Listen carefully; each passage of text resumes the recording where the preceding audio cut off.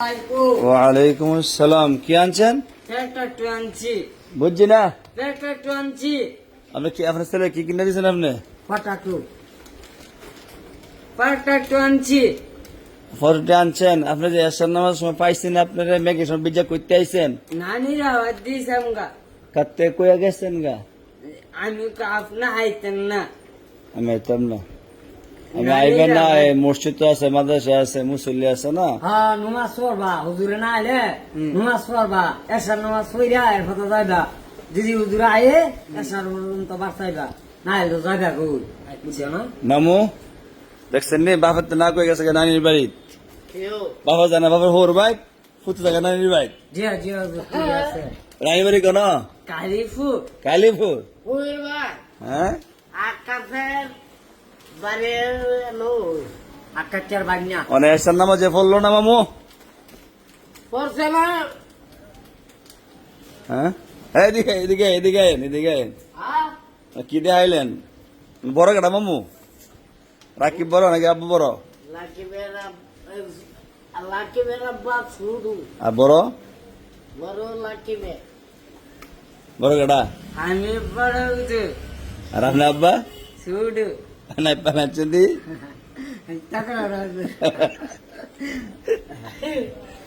যাক, আমরা আব্বা বাড়ি হইলো, আপনার আব্বা বয়সে বড়, বুঝছেন? মামু বয়সে বড় না?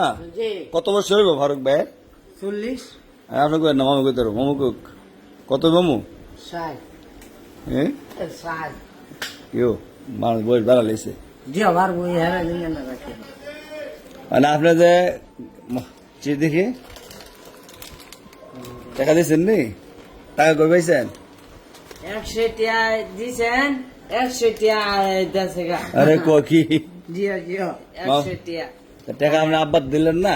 আপনার যে বলা হান করে আপনার আইলান, মামু আর আইলা 100 টিয়া কই পয়সা কই জানি না। কই জানা মানে যাতে কই নিছে জানেন না বলুন আপনি। টাকা আবার যাতে বড় কেমবে অত বড় যে পাঞ্জাবি যে।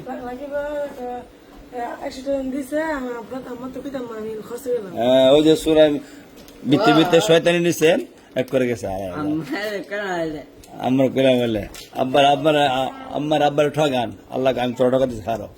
ঠিক ঠিক হ্যাঁ, হুজুর, ঠিক আছে। বাপ মারা ঠগাইলে আগে নিজে ঠকবেন। কি আপ ঠুক ঠুয়ালে মামু কি ক? তাহলে আমি ঠুকু বাপ মারে ঠগাইলে ঠুকাইলে আগে নিজে ঠগুন লাগবো কন। নিজে ঠুক লাগে। হ্যাঁ, কি কইছি আমি? ঠিক আছে, বাপ মারে টকাইলে রাখিবে ঠকবো। আজকে যদি আপনি বরে বাপ মারে যারা বাত না দে পরে আবার হেরা যেহেতু পরে গাটটা দইরা করতে করে দে।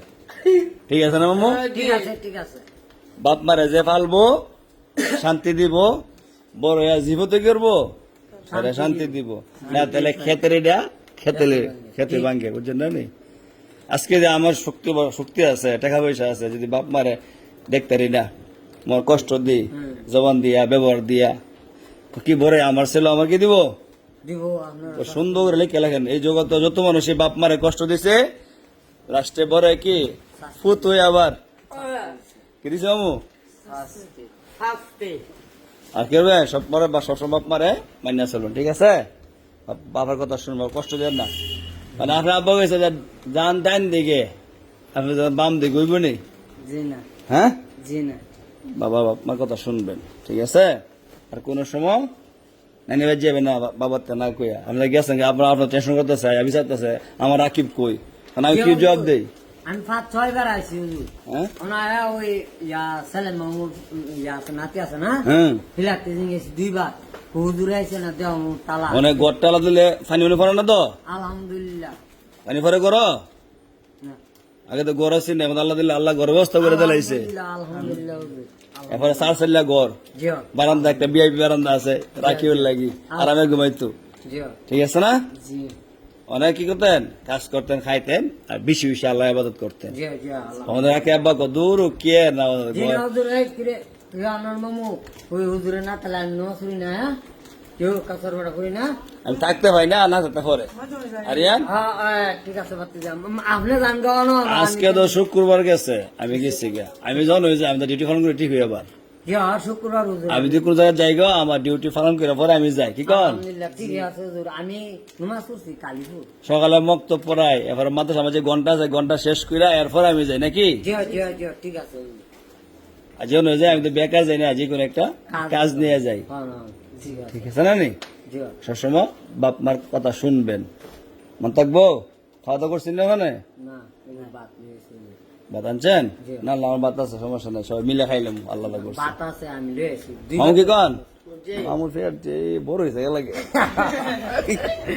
মামু আল্লাহ দিছে মামুরে হ্যাঁ আল্লাহ দিছে আল্লাহ সবারই দেয় খালি মামুরে দেয় না আল্লাহ তালা সবারই মহব্বত করে এটার কথা বলছি হুজুর। আপনি যদি না ইয়া করতেন মামুরে উত্তরটু হইল এটার কথা বলতেছে আল্লাহ দিছে না আল্লাহ করাইছে আল্লাহ আমার মতো আর কত কুদ্দুস আছে আমার মধ্যে হার লাগি